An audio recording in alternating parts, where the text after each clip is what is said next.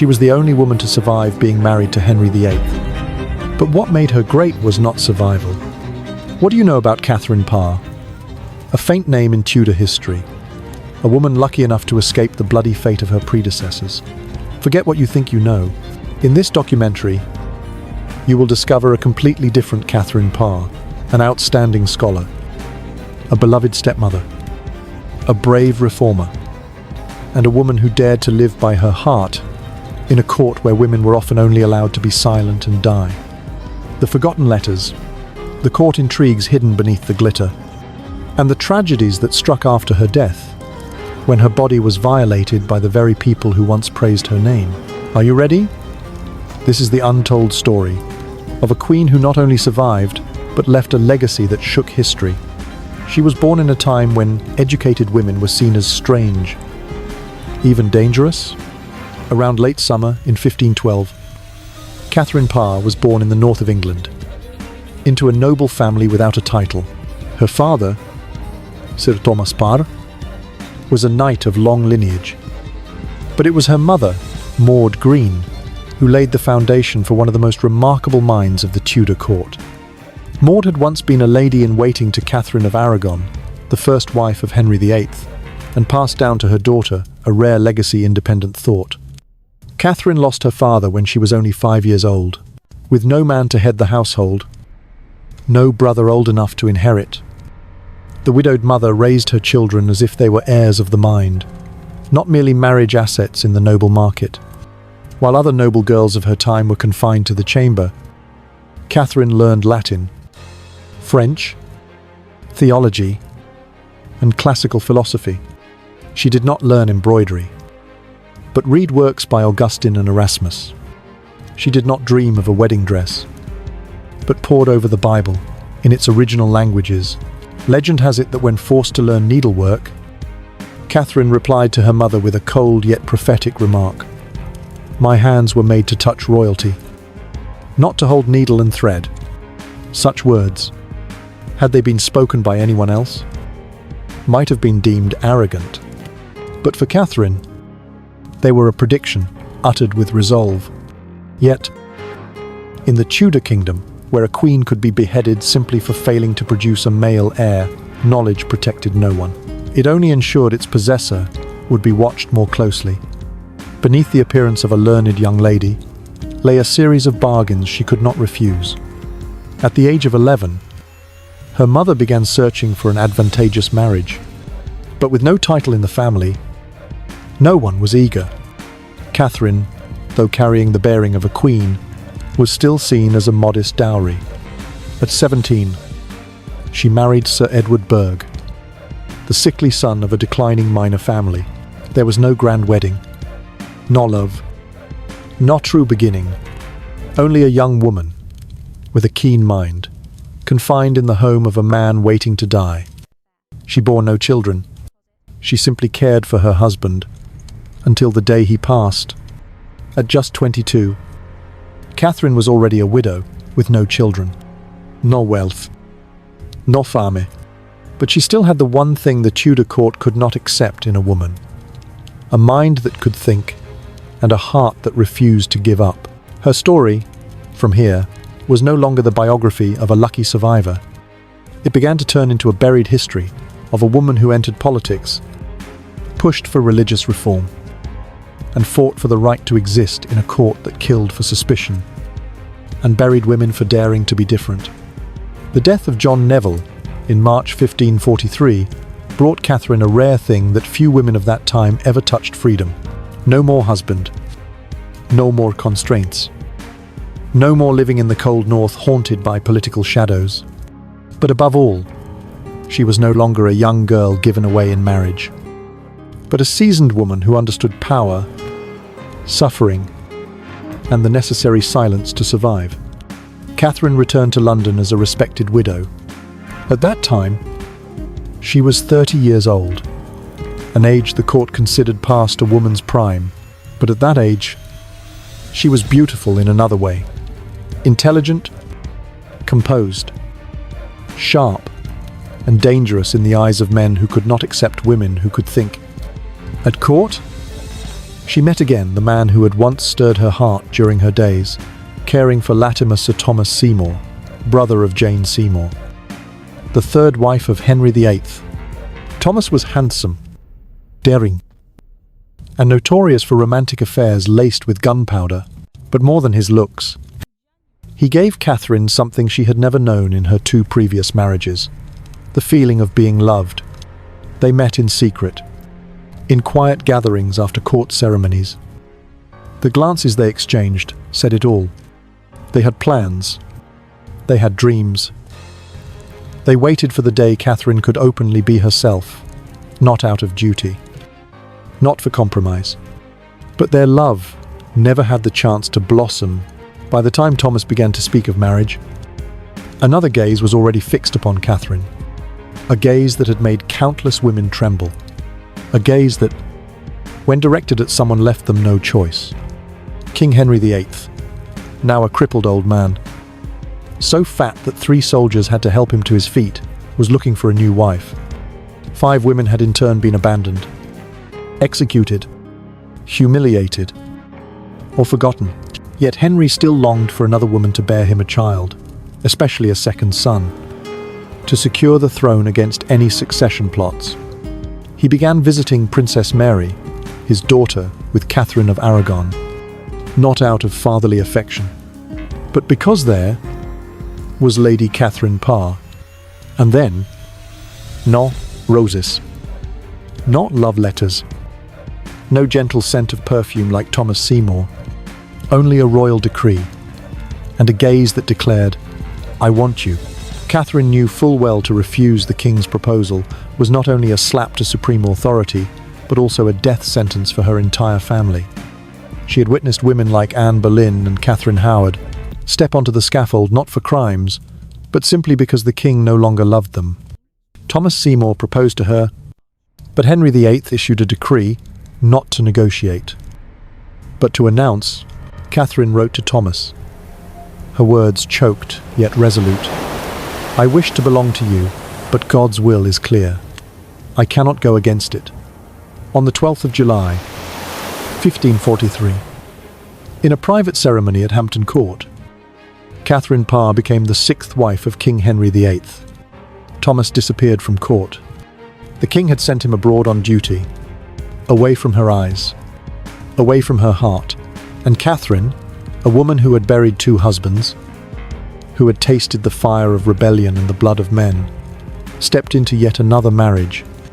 But this time, the risk was not only of widowhood, it was the risk of being beheaded, like 2 women who had worn the crown before her. But she was not afraid, because this time, she entered the game with her eyes wide open, and with a weapon no one could see, the silence of a mind that knew how to survive in the lion's den. And in that silence, Catherine began to rewrite history with wisdom, with restraint, and with a survival plan no one could have imagined. When Catherine Parr stepped into the role of Queen of England, she not only became the wife of the most powerful man in the kingdom, she also became the center of a watchful, perilous court, where every word could become evidence, and every smile could be a dagger in the back. Queen Catherine quickly understood a painful truth. She not only had to live with a husband afflicted with necrosis, so heavy that a crane was needed to move him from his bed, but also with the memory of 5 women before her, 3 abandoned, 2 executed. And now, all eyes were on her. But Catherine did not tremble.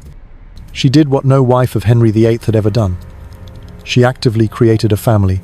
It was Catherine who reconciled Henry with the 2 daughters he had once cast aside, Mary and Elizabeth. It was she who persuaded the king to restore them to the line of succession.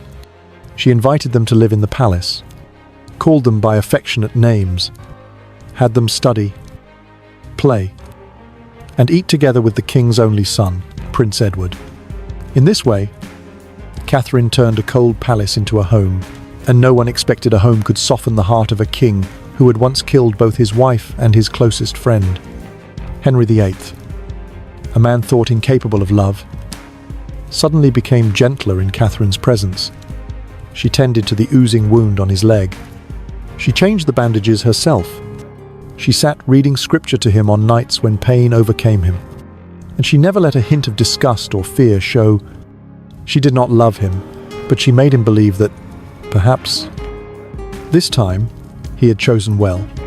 In the year 1544, when Henry led his army to France in his final campaign, Catherine was appointed regent, an unprecedented decision for a woman. She presided over the Privy Council. She signed decrees. She oversaw the supply of food and arms.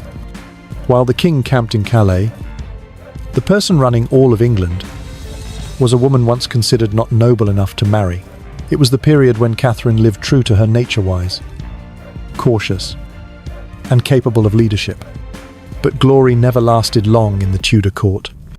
One thing Catherine could not hide was her religious faith. She was a Protestant, believing that the laity could read and understand the Bible without priestly mediation. She wrote books. She openly discussed theology with the king, and in the eyes of his Catholic advisors, that was a threat. Around here, a plot quietly formed.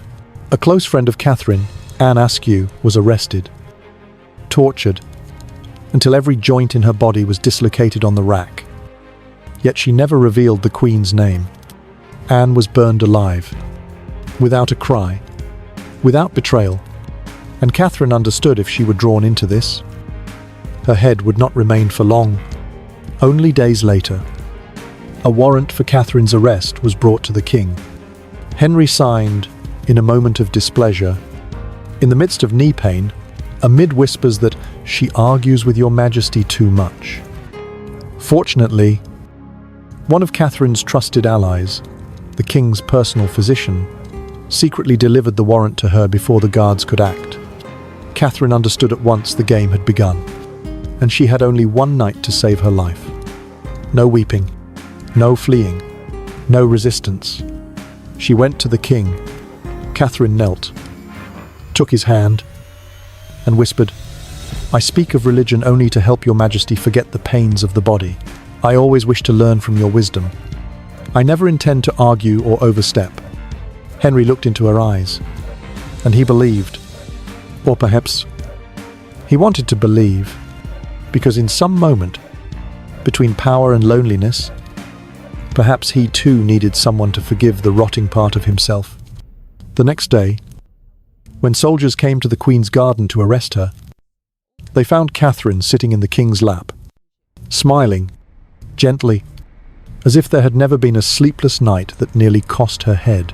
Henry shouted at the soldiers, driving them out. Catherine kept her head and kept her crown.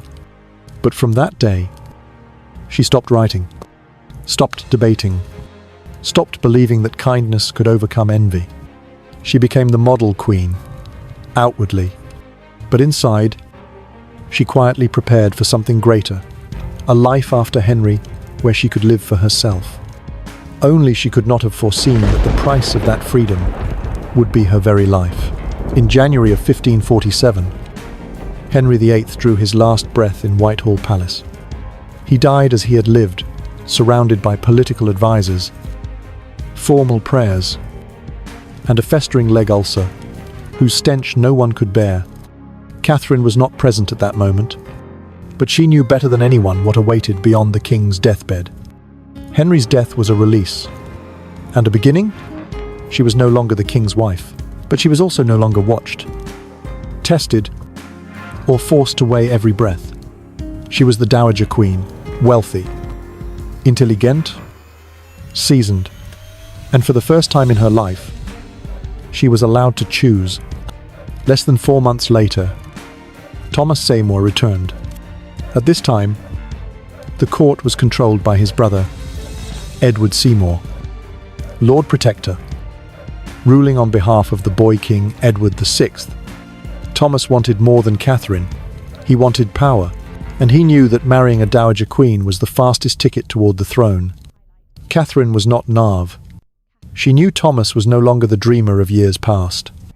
He was now ambitious, ruthless, and willing to use anyone to achieve his ends. But she was also a woman who had lived too long in the shadows. She chose love, knowing it was a gamble They married in secret.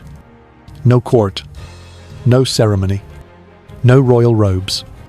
Just two people, one hungry for power, one hungry for freedom. Immediately, scandal erupted. Mary, daughter of Henry VIII, was furious at being excluded. Edward, the new king, was disappointed. Princess Elizabeth, 14 years old, Henry's daughter by another wife, moved in with her stepmother and Thomas at Chelsea Manor. And here, the story turned from romantic to dark. Thomas began to show unusual interest in Elizabeth. At first, playful pranks, pouring water on her bed while she slept, entering her room early in the morning in an open nightgown. Then came acts that crossed boundaries, patting her on the backside, slitting her dress with a sword as a joke. At first, Catherine laughed along. But when she caught her husband and Elizabeth in an embrace that could not be excused, she understood things had gone too far.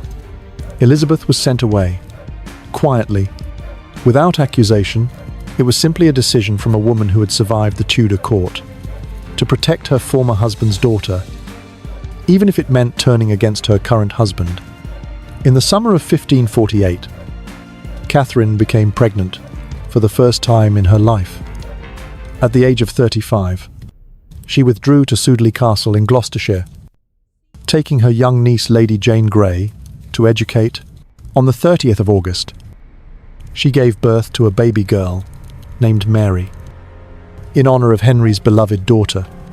But only days later, Catherine developed puerperal fever, a common and often fatal infection of the time, when sterilization was non-existent. Each day, she raved in delirium, suffered in agony, and no one had the knowledge or power to save her. On the 5th of September, 1548, Catherine Parr, scholar, Queen, survivor, drew her last breath. There was no state funeral, no splendid memorial service, only a quiet burial. The first Protestant funeral service in England's history. Thomas Seymour, now one of the richest men in England, showed his true nature. Less than a few weeks after his wife's death, he proposed to Elizabeth, the same young girl he had once pursued. She refused. Again, but this time, everyone saw Thomas for what he was. He was arrested while plotting to kidnap King Edward VI, even killing the king's dog during his break-in. Thomas was convicted of treason and executed by order of his own brother. The Lord Protector, his vast fortune, including Catherine's inheritance, was confiscated. The little daughter, Mary, was abandoned. No one in Catherine's family would take her in. Eventually, an old friend, the Duchess of Suffolk, took her under her roof, but the child was frail, sickly, and unsupported financially. All petitions to the court for aid were ignored, and then they stopped coming. Mary Seymour, Catherine Parr's only child, is believed to have died before her second birthday, and so Catherine's bloodline ended.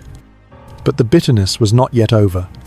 Years later, during the English Civil War, Sudeley Castle was seized. Catherine's tomb was destroyed. Her coffin was opened. Her body, still intact in its burial shroud, was dragged out, only to be examined. Drunken revelers decapitated her with a spade, pulled her teeth, tore out her hair, and took her bones as trophies. Her remains, of a woman who had once worn the crown, who had kept her integrity in a ruthless court, were thrown into a pit. Without title, without prayer. It was not until 1861, nearly 3 centuries later, that a small grave was restored. But the insult could not be erased, and the forgetting continued to settle over the name Catherine Parr. She was not beheaded like Anne Boleyn, not burned like the Protestant martyrs, not rewritten as a Nave young bride. She was made invisible, and that invisibility was the greatest curse history could give to a woman who dared to live